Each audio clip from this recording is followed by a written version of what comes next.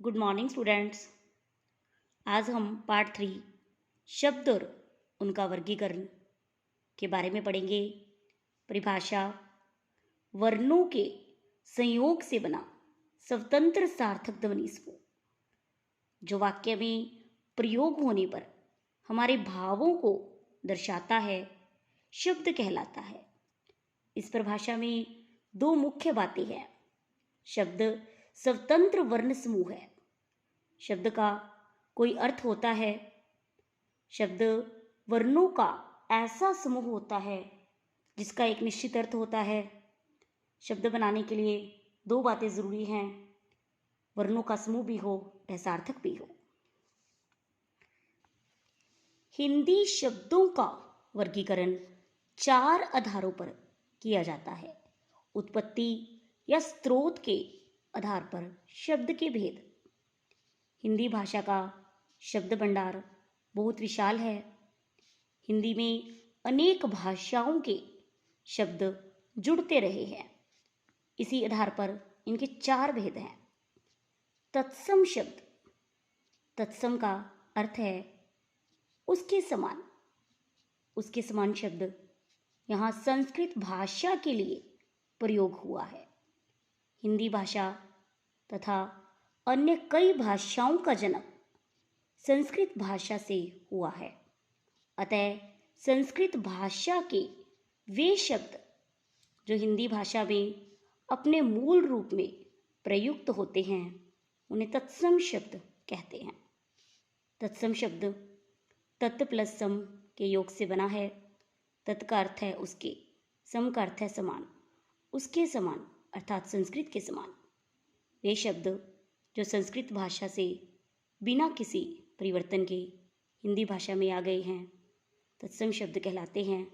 जैसे घृत, वानर, सूर्य, दिवस, अग्नि, मयूर आदि तत्सम शब्द कहलाते हैं। तद्भव शब्द उच्चारण की सुविधा के लिए संस्कृत से हिंदी में विकसित होकर आए शब्द तद्भव शब्द कहलाते हैं। संस्कृत भाषा के वे शब्द जो कुछ रूप परिवर्तन के साथ हिंदी में प्रयोग किए जाते हैं वे तद्भव शब्द कहलाते हैं। जैसे घृत तत्सम शब्द का तद्भव रूप घी, वानर तत्सम शब्द का तद्भव रूप बंदर, सूर्य का सूरज, दिवस का दिन, अग्नि का आग, मयूर का मोर, ये तद्भव शब्द कहलाते हैं। देशज शब्द क्षेत्रीय भाषाओं एवं बोलियों से हिंदी भाषा में आए शब्द देशज शब्द कहलाते हैं। देश में पैदा हुए ऐसे शब्द जो हिंदी की विभिन्न बोलियों से हिंदी भाषा में आए हैं वे देशज या देशी शब्द कहलाते हैं। जैसे पगड़ी, थैला, झटपट, जूता आदि। विदेशी शब्द हिंदी भाषा में बहुत से शब्द अंग्रेजी, अरबी, चीनी, पुर्तगाली, जापानी, तुर्की आदि विदेशी भाषाओं से मूल रूप में ग्रहण किए गए हैं, उन्हें विदेशी शब्द कहते हैं। भारत में विदेशों से अनेक लोग आए जो अपने साथ अपनी भाषाएं भी ले आए। विदेशी जातियों के प्रभाव से भी जो शब्द हिंदी में मूल रूप में प्रयोग किए जाते हैं उन्हें विदेशी शब्द कहा जाता है। जैसे आदमी, कप्तान, रिक्शा, तोप, डायरी, चाय आदि। रचना या बनावट के आधार पर शब्द के भेद। इस आधार पर शब्दों के 3 भेद किए जाते हैं: रूढ़ शब्द, यौगिक शब्द, योगरूढ़ शब्द। रूढ़ शब्द, रूढ़ का अर्थ है प्रसिद्ध। ऐसे शब्द जो परंपरा से ही अपने एक विशेष अर्थ के लिए प्रसिद्ध हैं तथा जिनके सार्थक खंड नहीं हो सकते रूढ़ शब्द कहलाते हैं। जो शब्द परंपरा से चले आ रहे हैं, जिन शब्दों के टुकड़े करने पर उन टुकड़ों का कोई अर्थ ना निकले उन्हें रूढ़ शब्द कहते हैं।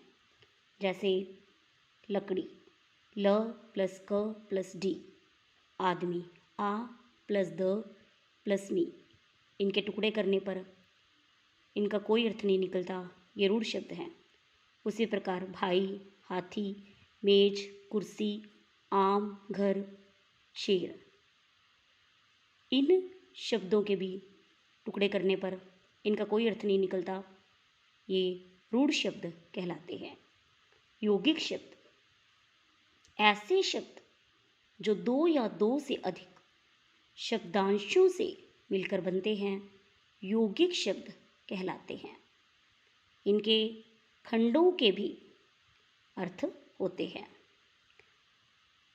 वे शब्द जो दो या दो से अधिक शब्दों या शब्दांशों के योग से बनते हैं, यौगिक शब्द कहलाते हैं। यौगिक शब्द उपसर्ग, प्रत्यय, संधि, समास द्वारा बनाए जाते हैं। जैसे रसोई घर, रसोई प्लस घर, राष्ट्रपति, राष्ट्र प्लस पति, विश्रामालय, विश्राम प्लस आलय, विद्यालय, विद्या प्लस आलय, अध्यापका, आधा प्लस पका, सुपुत्र, सु प्लस पुत्र।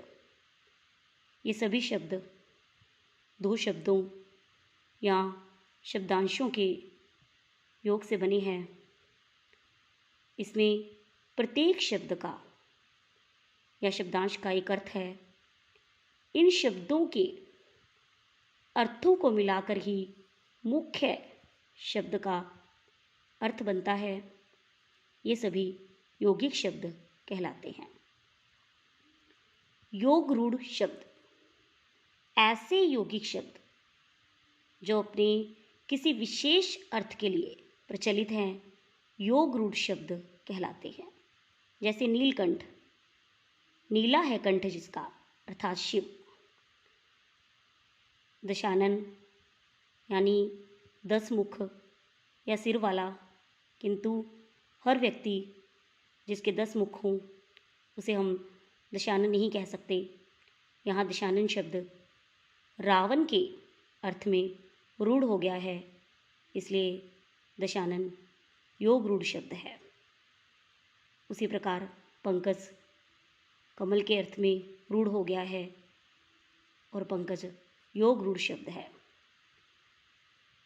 चतुर्भुज शब्द विष्णु के लिए, वीणा पानी शब्द सरस्वती के लिए रूढ़ हो गए हैं, इसलिए चतुर्भुज, वीणा पानी शब्द योग रूढ़ शब्द हैं। धन्यवाद।